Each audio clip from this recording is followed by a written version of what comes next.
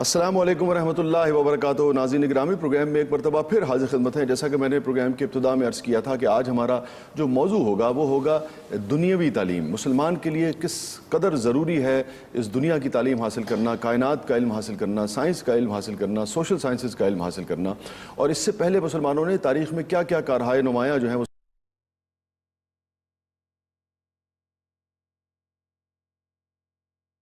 علم کی بات ہوتی ہے، اسلام نے علم کی بات کی ہے تو کوئی تخصیص، کوئی تفریق نہیں کی ہے کہ صرف دین کا علم حاصل کرو، بلکہ دنیا کا علم حاصل کرنا وہ بھی بہت ضروری ہے، لیکن فلاح کے لیے، خیر کے لیے۔ یہ ایک بڑا بنیادی فرق ہے۔ مزید جاننے کی کوشش کریں گے ہمارے علماء کرام سے، اور جو پروفیسر حضرات آج ہمارے ساتھ تشریف فرما ہیں، ہمارے ساتھ موجود ہے محترم پروفیسر کامران علی خان صاحب۔ جزاک اللہ کامران صاحب، آپ کی تشریف آوری کا بہت بہت شکریہ۔ اور ہمارے ساتھ تشریف فرما ہے علامہ قمبر عباس نقوی صاحب، آپ بھی کسی تعارف کے محتاج نہیں ہیں۔ جزاک اللہ نقوی صاحب، آپ کی بھی تشریف آوری کا بہت بہت شکریہ۔ پروفیسر صاحب، دین کی تعلیم اور دنیاوی تعلیم، بنیادی فرق اس میں اسلام کی اگر نظر سے دیکھا جائے تو کوئی فرق ہے یا کوئی فرق نہیں ہے؟ بسم اللہ الرحمن الرحیم۔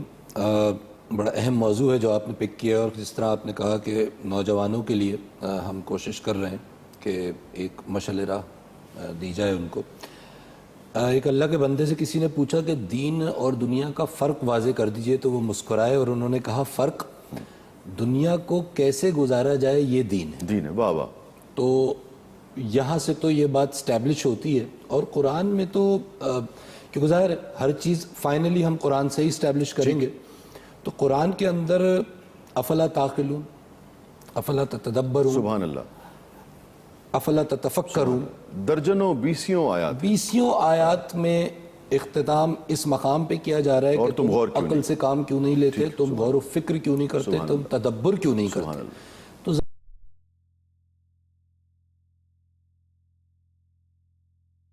دنیا ہی ہے، ٹھیک ہے، ان آئسولیشن کوئی دین نہیں ہے۔ دین کو جہاں پریکٹس کرنا ہے آپ، ایگزیکٹلی، اسلام میں تو رہبانیت کا کوئی تصور نہیں ہے۔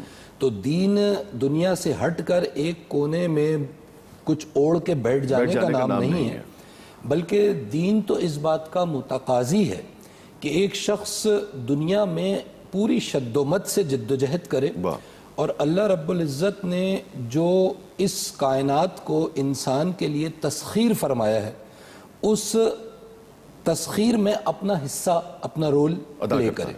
اور ہر آدمی کی ایک جورسٹیشن ہے، ہر آدمی ایک مخصوص مقام پر اور ایک مخصوص جگہ پر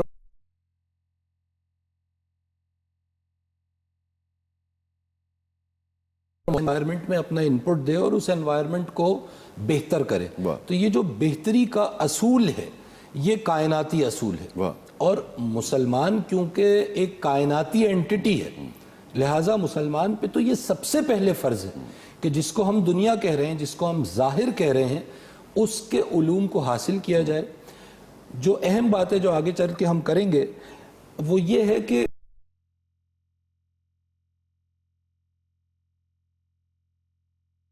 یہ بڑا اہم ہے، اگلے مرحلے پہ ہم اس کو ڈسکس کریں گے کہ بیلنس کیا ہو۔ جزاک اللہ۔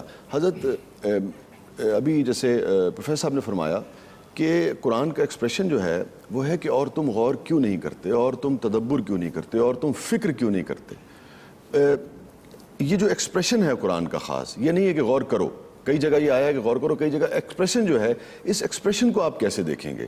اس میں گلہ بھی ہے اور تھوڑی سی آپ کو لگتا نہیں کہ خفگی بھی ہے کہ اور تم غور کیوں نہیں کرتے؟ اعوذ باللہ من الشیطان الرجیم، بسم اللہ الرحمن الرحیم۔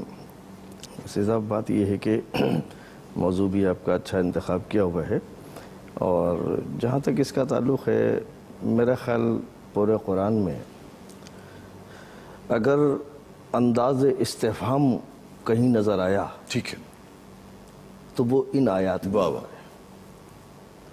کہیں اللہ تعالیٰ نے اس انداز میں گفتگو کی ہی نہیں۔ اللہ، یہ ایک ایسا انداز ہے جس میں استفہام بھی ہے، جس میں شکوہ بھی ہے، جس میں سوال بھی ہے، جس میں انسان کو ترغیب،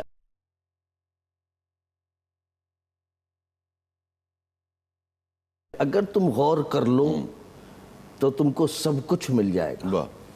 تو پتہ یہ چلا کہ اگر انسان جو ہے وہ غور کرنا شروع کر دے تو وہ اس مقام کی طرف بڑھنا شروع کر دے گا کہ جو مقصود تخلیق کائنات۔ سبحان اللہ، سبحان اللہ۔ جہاں تک آپ کے علم کی بات ہے، اللہ نے کہیں پر بھی یہ لفظ، میں اس لفظ کو ہی سمجھنے سے قاصر ہوں کہ دنیاوی اور دینی، بالکل درست فرمایا، یہ لفظ شاید ایجاد کر دیا گیا ہے ہمارے درمیان میں، ٹھیک ہے، تفریق کر دی گئی ہے، ادروائز تو ارتقاء بشریت، استحکام انسانیت کے لیے ہر وہ علم جو حاصل کیا جائے وہ دین بھی ہے، وہ دنیا بھی۔ واہ واہ واہ، سبحان اللہ، استحکام انسانیت اور ارتقاء بشریت کے لیے کیا کہیں۔ ٹھیک ہے، اب اللہ نے تخلیق انسان کے لیے اس کو کچھ جب دنیا میں بھیجا تو اس کو بہت ساری نعمتوں سے نوازا، ٹھیک ہے، اور جس میں سب سے بڑی نعمت اگر انسان کو عطا کی تو وہ اس کو عقل اور شعور کی نعمت ہے، سبحان اللہ، اور اللہ یہ چاہتا ہے کہ تم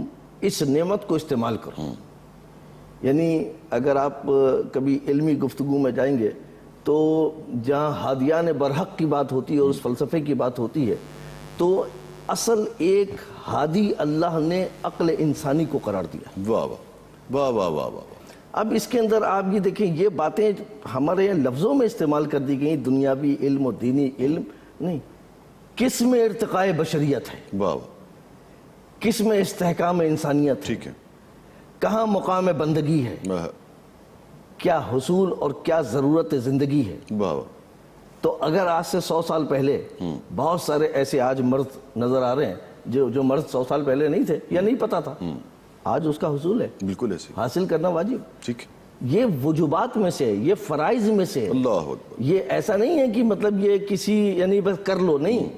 میں کہتا ہوں اگر ایک گاؤں میں پورے گاؤں کے اندر آپ نے 10 مدرسے کھول دیے لیکن وہاں پر کوئی اسپتال نہیں، اور اس اسپتال نہ ہونے کی